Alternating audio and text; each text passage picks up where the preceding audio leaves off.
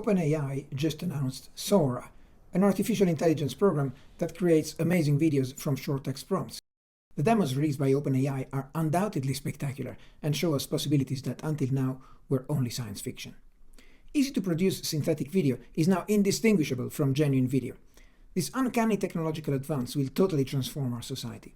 The sudden mismatch between what we are used to trust as authentic and the tsunami of fake stuff that will flood our screens will cause havoc to an extent that I predict will be extremely significant.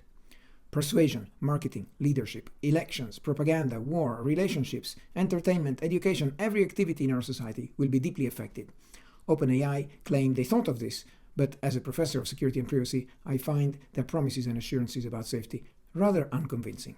We must have a much deeper discussion, but today let me just tell you why I do not find their safety claims reassuring in the least.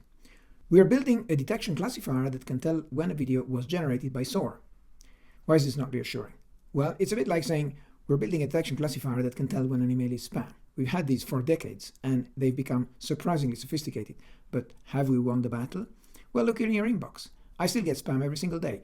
Though not as much as I used to. But more importantly, my various providers are so obsessed about shielding me from spam that they set their threshold very aggressively. If they're not sure it's spam, they flag the spam anyway to claim that there's no spam on their service. But this means that I get hit by lots of false positives, meaning messages from people I care about that end up in my junk folder. Sometimes in a junk folder at my ISP that I barely even know I have and from where it's very difficult to retrieve them. Detection classifiers are never perfect, that's a fact of life, and the trouble is what happens to the stuff that falls in the middle, the false negatives and the false positives.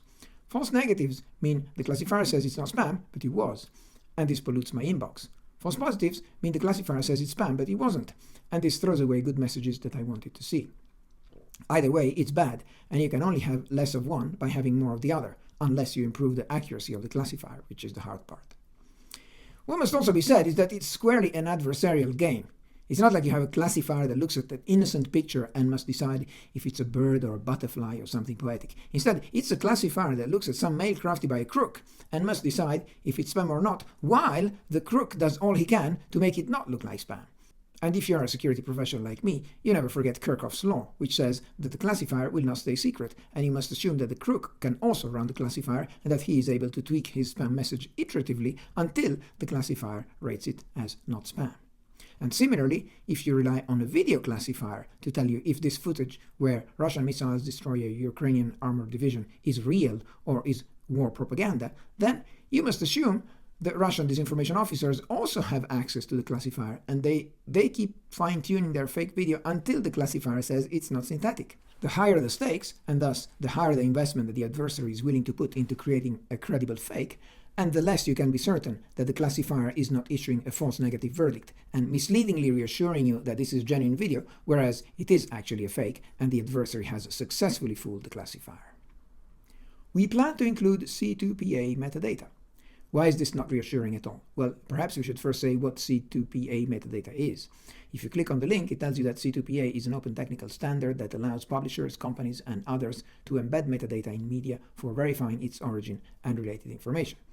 So the idea is that the metadata tells you that the video was made by Sora. But of course, the first thing a crook will do is to remove this metadata. Even OpenAI candidly admits that metadata can easily be removed, either accidentally or intentionally. There are ways to make metadata harder to remove, and this too is an arms race that has been going on for decades, like the one between spammers and spam detectors. The technical term here is steganography, whereby you try to embed metadata into media, like a picture or a song or a video, in a way that makes it undetectable to a third-party observer and hard to remove without ruining the media. The commercial motivation for that is to embed some kind of ownership and copyright marking into the media to prevent unauthorized replication of the content. Adding a visible logo, like the Frank Staiano explains rectangle on this video, is not steganography because it's clearly visible and it spoils the media. You wouldn't want that on your cinema movies. With steganography, the plan goes, the content could be watermarked as having been licensed just to you, for example. And if I made a copy, then my screen would refuse to show it because that copy was not licensed to me, but to you. Steganographic markers are added in the least significant bits of digitized media, hidden in the frequency domain transform of the media to be resilient to cropping and scaling, hidden in unpredictable places as directed by a cryptographic key, and so on and so forth. And here too, you must assume that the detector of the steganographic watermark will be available to the bad guy. who will keep adding a bit of noise and jiggling the media around until the watermark is no longer recognized, so I can watch the copy even if it's not licensed to me. This arms race has been going on since at least the 1990s, and two of my contemporaries, Fabien Petitcola and Marcus Kuhn, produced STIRmark, a benchmark to test the robustness of steganographic markers when we were all doing PhDs in security here at Cambridge as students of Ross Anderson. In short, the fact that Sora will add metadata to its output is in no way a reliable guarantee that you can use the absence of such metadata to infer that the video was not made by Sora. It just doesn't follow. Their next claim: our text classifier will check and reject text input prompts that are in violation of our usage policies, like those that request extreme violence, sexual content, hateful imagery, celebrity likeness, or the IP of others. Why is this not reassuring? It may be okay for Sora if you trust OpenAI to be honest and trustworthy gatekeepers of their own technology, and if you are happy to believe that their usage policy will always remain aligned with your own judgment of what is desirable and undesirable. But even if so, which might be a big if for some of us, the more fundamental reason why I don't find this reassuring is the underlying assumption that it's only Sora that will generate those synthetic videos from text prompts. I really don't believe that. Sora is just the one that got there first. After them, there will be plenty more from Google, Meta, Apple, who were already working on this stuff and have just been upstaged by them by a few months. And then by the many more new actors who could have never got to that stage on their own, but who will do so now that the methods and the overall vision are in the open. The genie is out of the bottle, and any sufficiently motivated party, given enough time and resources, will be able to replicate and reconstruct this technological ability. When the stakes are high enough, and here they certainly are, it's inevitable.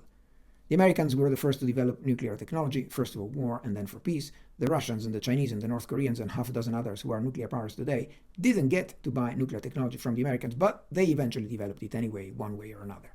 When the stakes are high enough, it is inevitable. Same with the microprocessor, with electricity, with anything of that enormous significance to humanity. To think otherwise, and to imagine that the people who first developed a transformational technology will have a monopoly on it forever, is as delusional as thinking you can carry water in a fabric bag.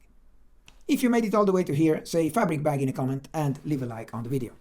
And I'll be curious to hear from you. Can you imagine one thing in your life that would be disrupted by the widespread availability of text-to-video technology? There are obvious consequences here on YouTube, where people like me could just write a few notes and have hundreds of different videos produced automatically. And the real question is, who will be even watching all these videos? Maybe each viewer will get a different video tailored to them. But I'm interested in much more outlandish suggestions. No idea is too weird to write it in the comments. Let's talk a lot more about this kind of stuff.